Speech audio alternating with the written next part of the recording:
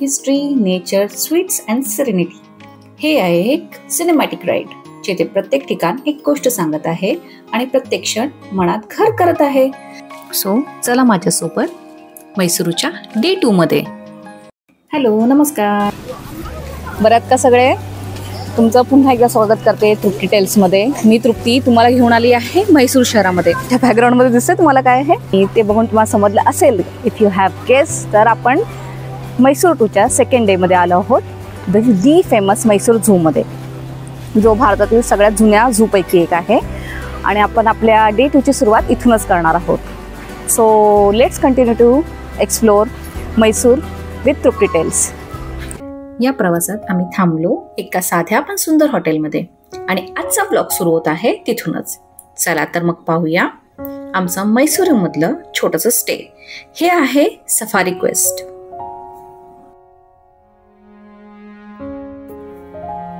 काम corridors, neat corners, beautiful furniture, quiet place जिथे luxury नाही आहे पण कम्फर्ट नक्कीच आहे. आणि प्रवासात तर हेच हवं असतं ना. ॲज द नेम सजेस्ट, पूर्ण हॉटेल हा जंगल आणि सफारीशी इन्स्पायर्ड आहे. प्रत्येक वॉलवर, प्रत्येक furniture is based on jungle and jungle safaris.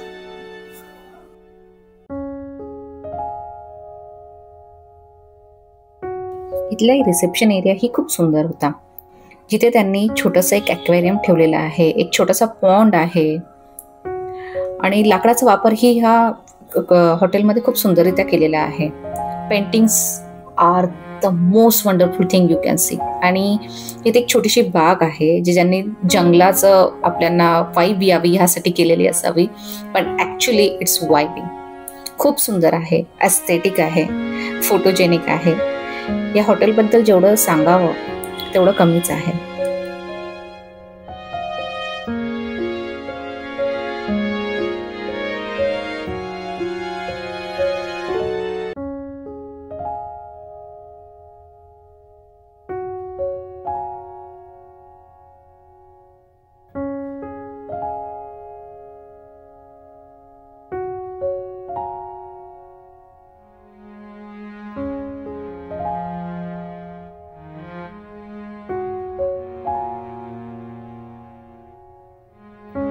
त्यांचा स्वतःचा इन हाऊस कॅफे सुद्धा आहे, ड्रॉंगो कॅफे म्हणून.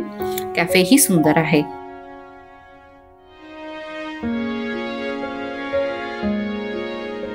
Rooms are painted with the beautiful wall paintings of jungles and animals. खूप सुंदर आहेत, नीटनेटके आहेत. इथे राहणं इट्स वर्थ.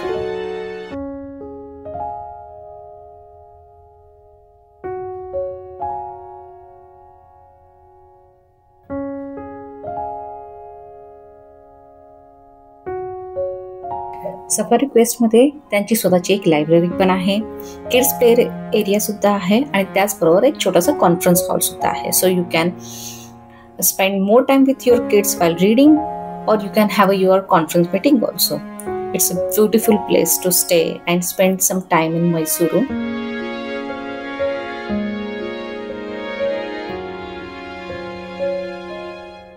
सफारी क्वेस्टची ही छोटीशी टूर केल्यानंतर आम्ही मग निघालो पुढच्या दिशेने, म्हणजे झूच्या दिशेने.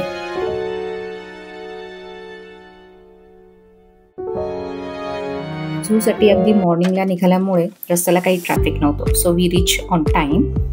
पण असं आम्हाला वाटलं की गर्दी नसेल, पण तिथे गेल्यावर समजलं झू 8:30-9 पर्यंत चालू होतो. गर्दी ऑलरेडी स्टार्ट झाली होती.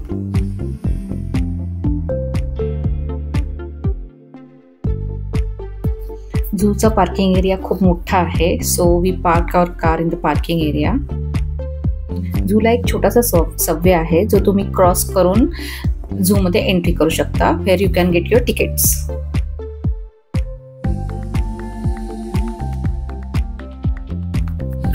झू मध्ये एंट्री केल्यावरच समोरच तुम्हाला झूचा अख्खा मॅप दिसतो.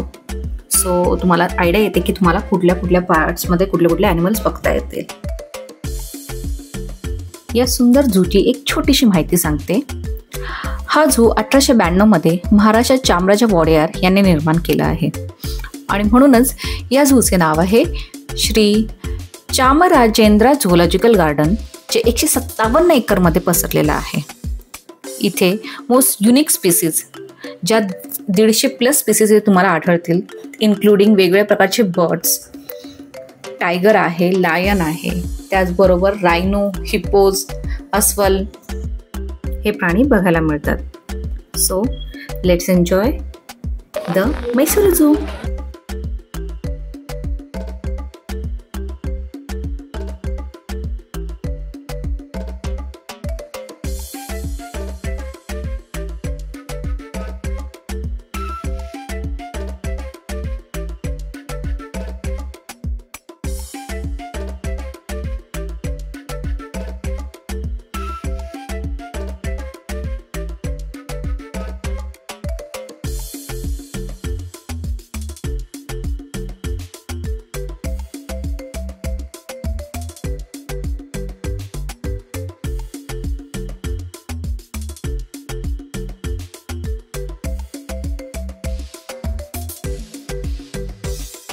ऑन टाइम आ गया हम तो.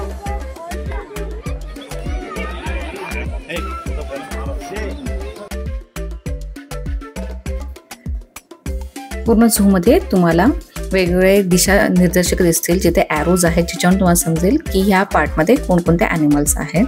हा पूर्ण सेक्शन आहे तो सगळ्या मंकीज आहे. डिफरंट काइंड ऑफ मंकीज इथे तुम्हाला बघायला मिळतात.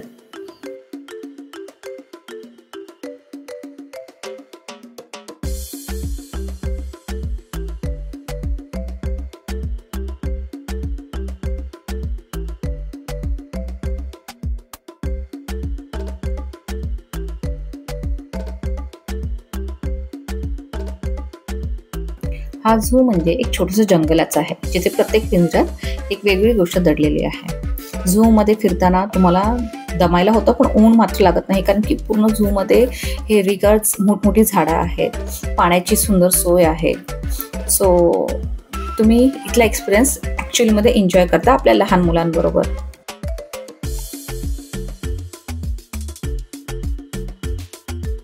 इथे हा छोटासा एक सेक्शन आहे, जिथे त्यांनी फाउंटन बनवलेलं आहे. त्या फाउंटनचं नाव आहे जलतरंग.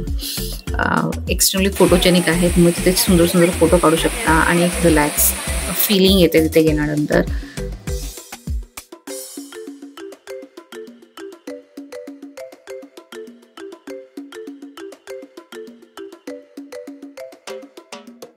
या झू मध्ये फिरताना वेळ कसा निघून जातो हे समजतही नाही, पण मन मात्र भरत नाही.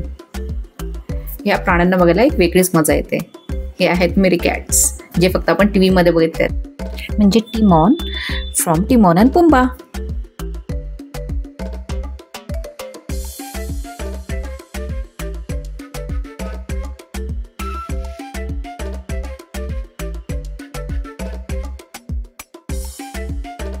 जर झू चालून चालून फिरून फिरून जर तुम्हाला कंटाळा आला असेल, दमला असाल, भूक लागली असेल, तर त्याची ही व्यवस्था इथे आहे. You can have your snacks, food and shopping also in zoo.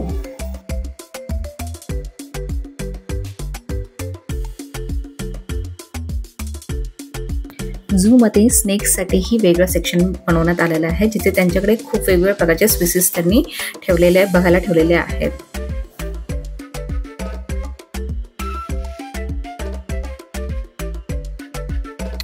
Zoo मध्ये तुम्हाला चालायचा कंटाळा येत असेल किंवा तुमच्यावर कोण प्रौढ व्यक्ती असेल, तर झू मध्ये तुम्हाला इलेक्ट्रिक बगी राईडची व्यवस्था केलेली आहे, पण त्यासाठी खूप वेटिंग असते. And then you are a single person, तुम्ही सोलो ट्रिपवर आहात, तर तुमच्याकडे तिथे छोटे छोटे ई बाईक्स पण आहेत, ज्या तुम्ही घेऊ शकता. म्हैसूर झूचं सगळ्यात महत्त्वाचं आकर्षण म्हणजे हे जिराफ. हे ॲक्च्युली बघण्यासाठी मॅग्निफिसंट आहेत. तुम्ही त्यांना बघतच बसता. आणि हे सगळ्यात एक्झिटच्या वेळेला जिराफ तुम्हाला बघायला मिळतात. याचा अर्थ तुमचा झू आता पूर्ण बघून झालेला आहे, जसा आमचा झालेला आहे. सो आम्ही आता चाललो आहोत आमच्या नेक्स्ट डेस्टिनेशनसाठी. छान झू बघून झाल्यावर आता वेळ झाली आहे पोटपूजेची. So let's go to the famous RRR हॉटेलमध्ये, ज्याची बिर्याणी सगळ्यात फेमस आहे म्हैसूरमध्ये. हॉटेल RRR फेमस असल्यामुळे इथे नेहमीच गर्दी असते. आमचा नंबर लागल्यावर आम्ही आमच्यासाठी सुद्धा इथली फेमस बिर्याणीच ऑर्डर केलेली आहे. इथले जेवण सुंदर केळीच्या पानावर वाढलं जातं. बिर्याणी आंध्र स्टाईल आहे. अगर तुम्ही व्हेजिटेरियन आहात तर तुम्ही इथली व्हेजिटेरियन थालीसुद्धा ट्राय करू शकता. तीही खूप यमी आहे. आम्ही ट्राय केली आहे. इथले सगळे प्रकारचे जेवण हे खूप चविष्ट होते. आम्हाला ते वर्थ वाटले. झूच्या जंगलातून निघून आणि चविष्ट जेवण झाल्यानंतर आम्ही पोहोचलो आहोत मैसूर ॲक्वेरियम मध्ये, ज्याचं नाव आहे Lokaranjan aqua world under water zone aquarium.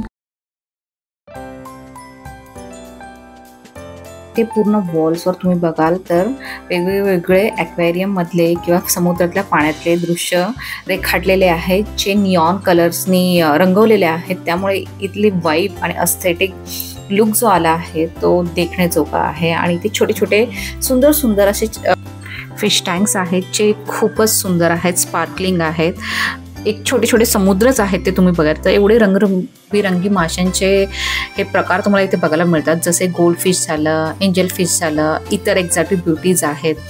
आणि ह्या रंगछटेमुळे, ह्या निऑन कलर्समुळे हा ॲक्वेरियम अजून खुलून दिसतो. इथे एक छोटासा त्यांनी तलाव बनवलेला आहे, जो मी फर्स्ट फ्लोअरवरून खाली बघतेय. आणि त्याच्यामध्ये वेगवेगळ्या प्रकारचे कार्प्स आहेत, ज्यांना तुम्ही फीड करू शकता. इट्स अ युनिक एक्सपिरियन्स जो तुमची मुलं इथे घेऊ शकतात.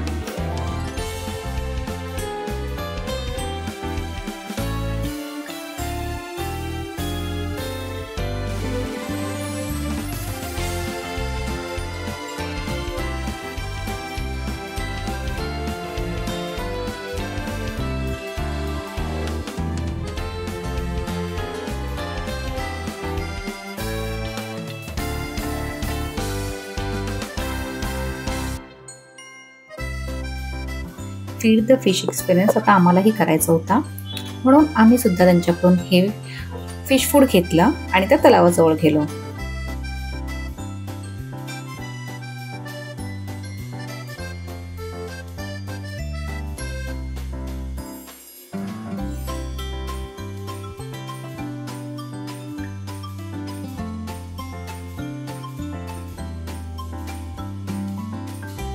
फिश फूड पाण्यात टाकायची वेळ आणि एवढे सगळे कार्प्स ते खाण्यासाठी यायची वेळ ही एकच झाली. एवढं सुंदर दिसत होतं, मजाही भारी येत होती. फिशला फीड करून झाल्यानंतर आता वेळ होती ह्या ॲक्वेरियम टनलमध्ये जाण्याची. याच्या अगोदरही आपण असे टनलमध्ये आम्ही गेलेलो आहोत, पण इथला युनिक एक्सपिरियन्स होता, कारण इथे जास्त गर्दी नव्हती आणि सुटसुटीत असल्यामुळे येथील एक्सपिरियन्स खरंच खूप सुंदर होता. आम्हाला येथील फिश सुद्धा खूप आवडले. छान एक्सपिरियन्स आहे.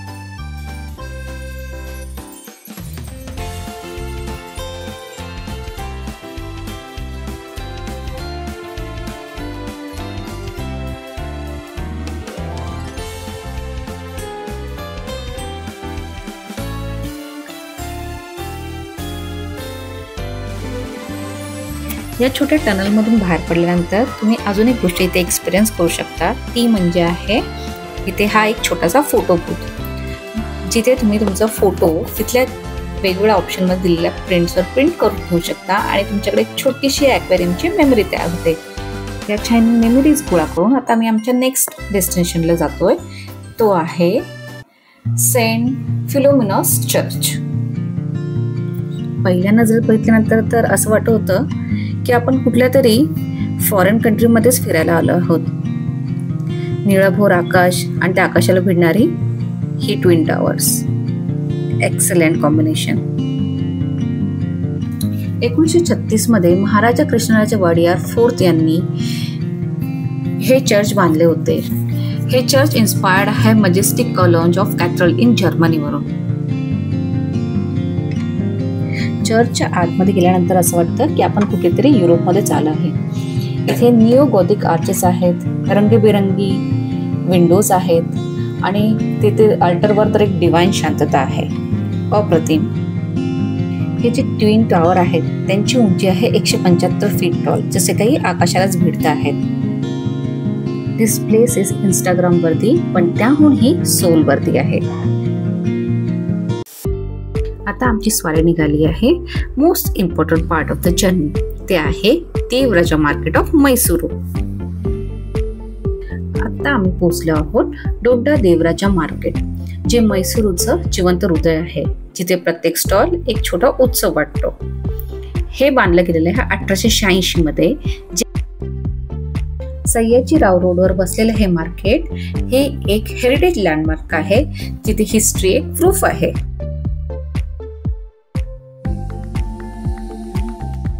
आणि आपण इथे स्पेशली आलो आहोत दी फेमस मैसूर पाक ट्राय करण्यासाठी. आम्ही इथून सेकंड टाइम इथून घेऊन जातोय, कारण की आम्ही फर्स्ट राऊंड मध्ये पण इथून घेऊन गेलो होतो. It is worth. मैसूरचा हा शॉपिंग हॉटस्पॉट नाही, तर एक सेन्सरी रोलर कोस्टर आहे. या बाजारात फिरायला वेगळीच मज्जा येत आहे. इथे तुम्हाला दिसत आहेत खूप साऱ्या फळांची दुकानं आणि फ्रेश फ्लावर्सची, कारण की आता दिवाळी येत आहे, त्यामुळे दिवाळीसाठी इकडची बाजारं पूर्ण पॅक झालेली आहे.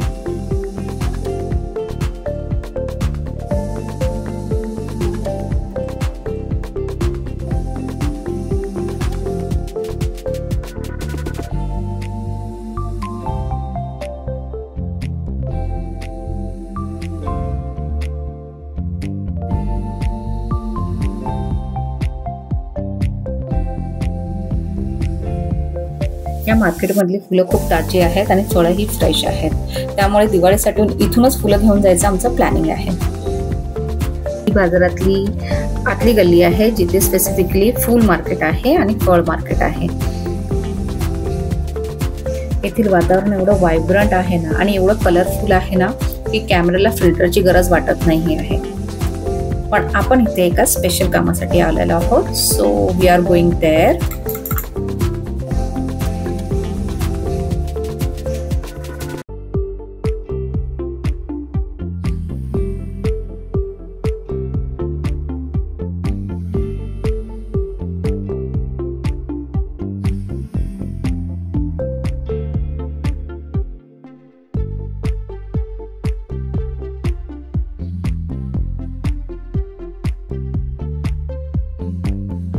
आणि आपलं ते खास ठिकाण हेच आहे दी गुरु स्वीट मार्ट, जिथे मिळतो मैसूर पाकचा राजा. ह्याच गुरु स्वीट मार्टच्या हिस्ट्रीमध्ये त्यांनी मैसूर पाकला इन्व्हेंट केलेला आहे राजासाठी. सो इथला मैसूर पाक स्पेशल आणि ॲक्च्युली मध्ये खूप खूप छान आहे, चवीला आहे. तुमचं एक खाऊन मन भरत नाही, तुम्ही दुसरं खायला नक्कीच मागता. आणि हे त्यांचं बाजूचं दुकान आहे, जे त्यांनी नवीन ओपन केलेलं आहे. पण ते जे मी तुम्हाला फर्स्ट दाखवलं ते सगळ्यात जुनं दुकान आहे. दसऱ्याच्या वेळेला त्या दुकानाच्या बाहेर खूप मोठी लाईन असते, पण ह्या वेळेला जास्त मोठी लाईन नव्हती. मला इझिली आपला लागला मैसूर पाक आपण विकत घेतला आणि विकत घेतल्यावर मला खूप बरं वाटलं. तो आहे हा दी मैसूर पाक गुरु स्वीट मार्टचा. दिवसाच्या शेवटी आम्ही पोहोचलो एका ऐतिहासिक आणि सुंदर बागेत, जे आहे Vrindavan garden, situated beside the majestic Krishnarajasagar dam. ही बाग आहे निसर्ग, अभियांत्रिकी आणि सौंदर्य एक याचं सुंदर मिश्रण.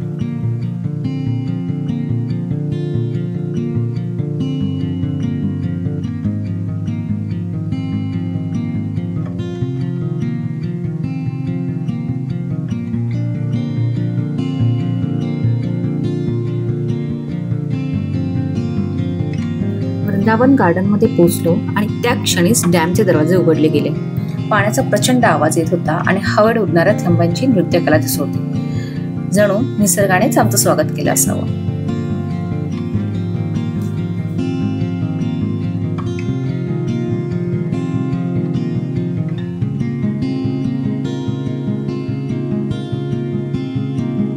गार्डनच्या परिसरामध्ये तुमच्यासाठी पार्किंगची व्यवस्था आहे. आजूबाजूला खूप छोटी मोठी दुकानं आहेत, जेथे तुम्ही शॉपिंग आणि खाण्यापिण्याच्या वस्तू घेऊ शकता.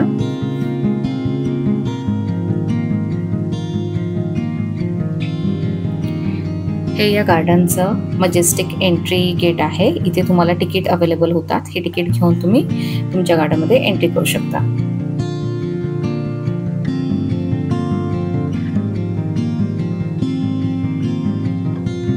गार्डनमध्ये एंट्री केल्यावर तुम्हाला समोर दिसते कृष्णराजसागर डॅमची वॉल आणि त्यानंतर दिसतो 60 एकरमध्ये पसरलेला हा सुंदर टेरेस गार्डन.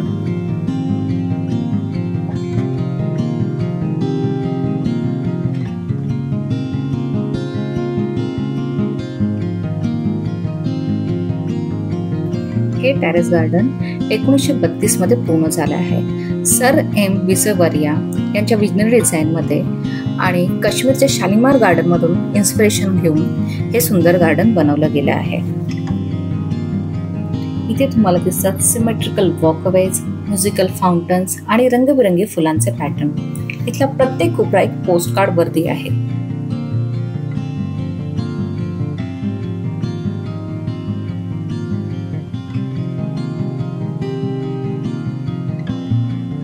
अनफॉर्च्युनेटली आम्ही म्युझिकल फाउंटनच्या वेळेआधी इथे पोहोचलो आहोत, त्यामुळे त्या प्रकाशाच्या आणि पाण्याच्या नृत्याचा अनुभव आपल्याला घेता येणार नाहीत. पण असंही हे गार्डन खूप सुंदर दिसत आहे.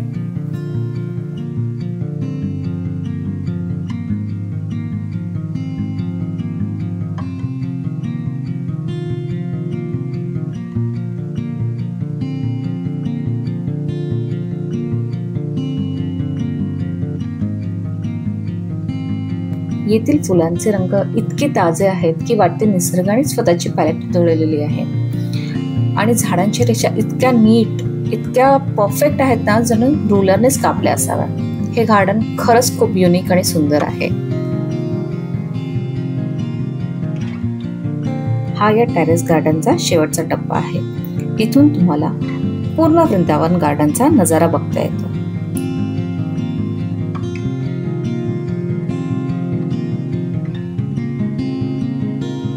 खूपच सुंदर व्ह्यू आहे हा. कॅमेरा ह्याला जस्टिफाय करू शकत नाही.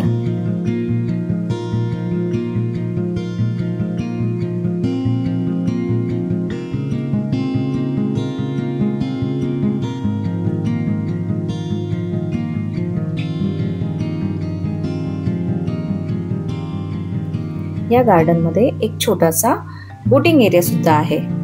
ही पॉन्ड गार्डनच्या अगदी मधोमध आहे आणि ह्या पॉन्ड मध्ये एक सुंदर फाउंटन सुद्धा आहे, ज्याच्यामध्ये लाईट शो सुद्धा केला जातो. पॉन्डच्या त्या साईडला वृंदावन गार्डनचा दुसरा पार्ट आहे. गार्डनचे दोन्ही पार्ट्स हे एका ब्रिजने जोडलेले आहेत, ज्याच्यावरून आपल्याला वृंदावन गार्डनच्या त्या साईडला जाता येतं.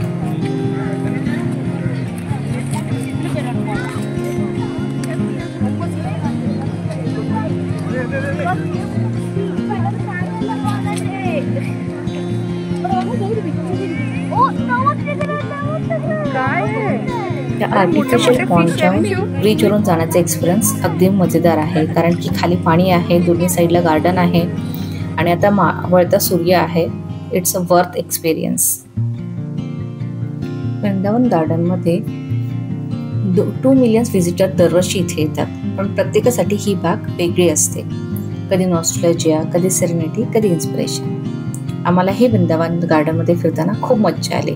इथला अनुभव खूप स्पेशल होता आणि हाच स्पेशल अनुभव, हे स्पेशल मेमरीज घेऊन आता आपण आजचा भाग इथे संपवत आहोत. तुम्हाला आपली म्हैसूर ट्रिप कशी वाटली हे नक्की मला कमेंटमध्ये सांगा. जर हा ब्लॉग बघताना तुम्ही हसला असाल, पॉज केला असेल, प्रत्येक मोमेंट एन्जॉय केला असेल, तर हा ब्लॉग तुमच्यासाठीच होता आणि हा प्रवास सुद्धा. सो असे अजून कितीतरी प्रवास ट्रिप डिटेल्ससोबत बाकी आहेत, म्हणून भेटूया पुढच्या प्रवासामध्ये नव्या ठिकाणी, नव्या गोष्टीसोबत. तुम्हाला माझा ब्लॉग आवडला असेल, लाईक करा, शेअर करा, कमेंट करा. तोपर्यंत बाय बाय.